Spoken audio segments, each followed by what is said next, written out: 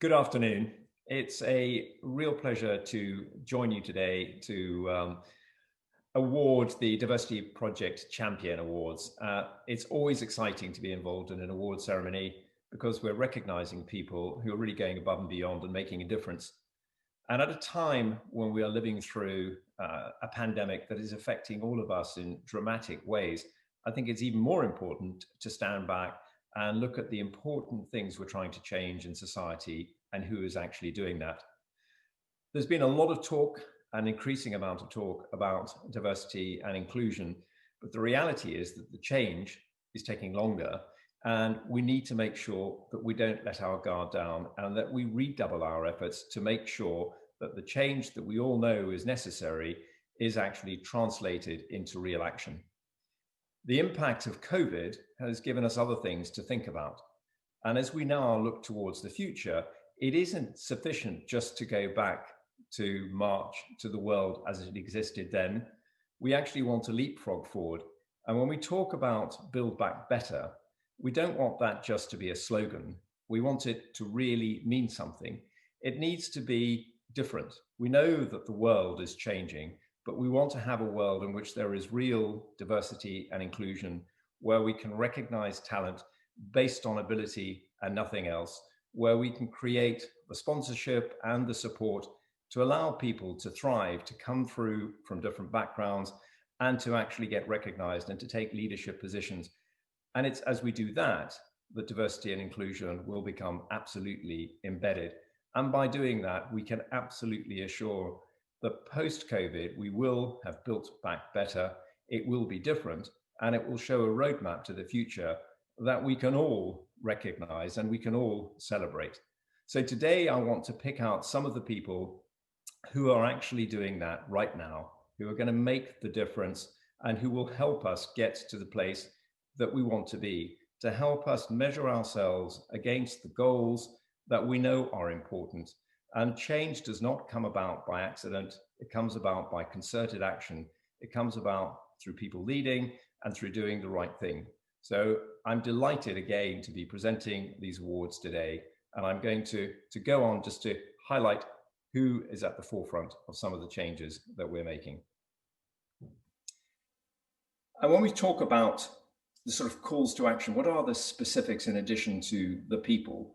How are we going to keep track of the progress that we're making? Well, like anything in life, if you start measuring, then you can actually track progress.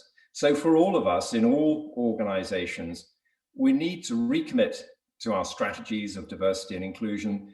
We need to see how we're doing, and then we need to actually chart our progress. And that means we have to collect data, not just to tick a box, but to analyze it, to really understand what does it mean, and then to track and measure that progress. And through that process of analysis and insight, we also should go back and refresh our policies and our programs. We don't have, and nobody will ever have, a definitive roadmap. What we have is a clear sense of direction, and it's through iteration and through learning that we will make that direction clearer and we will achieve the change that we all want. And we should all be thinking, both individually and as companies, what is our industry going to look like post-COVID, and what is our legacy?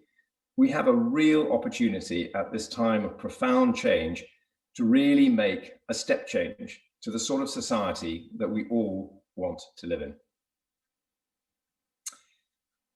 I'd like to just focus, and I can never do justice to everybody, but to the nominations for the Diversity Project Champion Awards up there on your screen at the moment. It's individuals, it's organizations, it's movements. Everyone listed here, and of course there are others, but everyone listed here has made a significant contribution, and we want to recognize that today.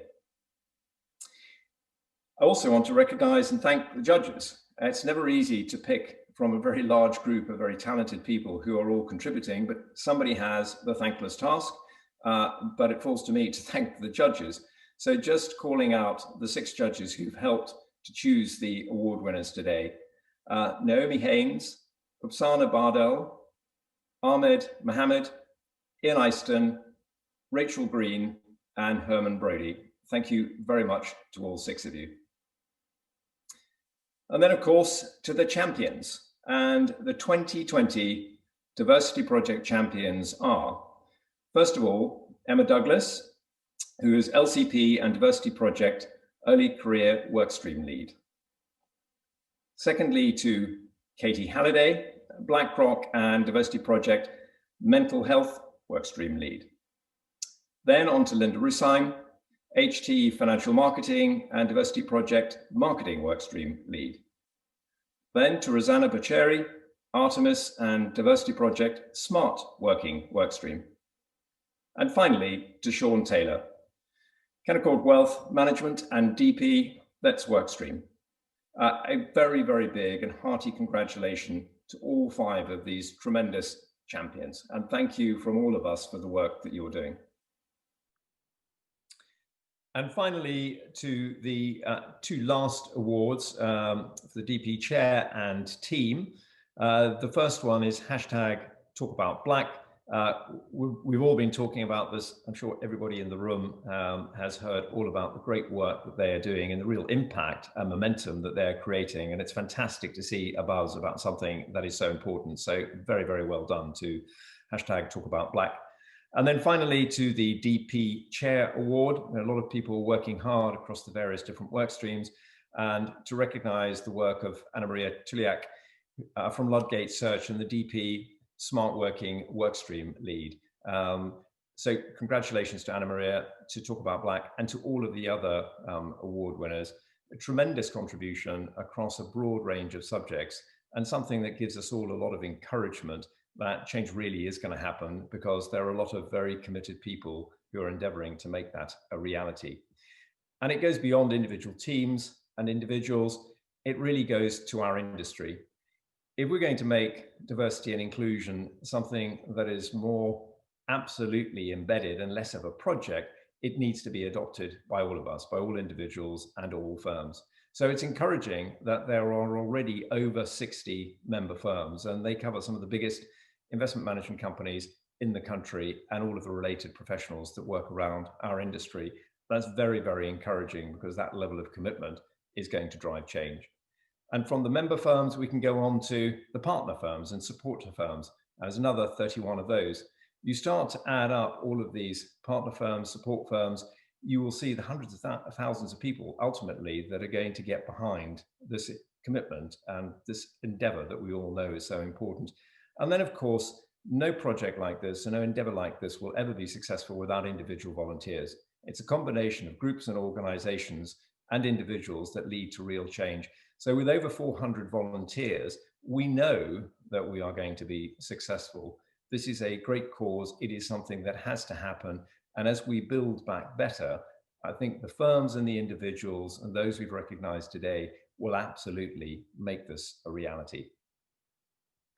So in conclusion, at a time of great uncertainty for all of us, with the winter looking unclear, it's really important that we do take care and we stay safe and we be kind to each other. Perhaps something we should say more often and we don't say often enough. By thinking about others, you are going to make change, and diversity and inclusion is right at the heart of that.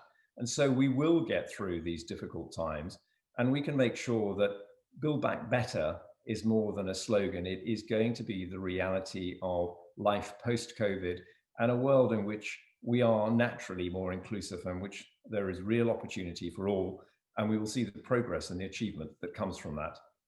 So I'd just like to thank you all again for joining us today. I'd like to congratulate all of the award winners and thank them for their particular hard effort and achievement. And then you are now going into various breakout sessions. So there is something here that hopefully will appeal to each and every one of you, whether that's baking in the bake-along, making a mocktail, because it's still a bit early for a cocktail, or wellness, and perhaps you can combine all three and then you get the best of all worlds. So thank you very much for joining us. And again, congratulations. And it was a pleasure to be with you. Goodbye.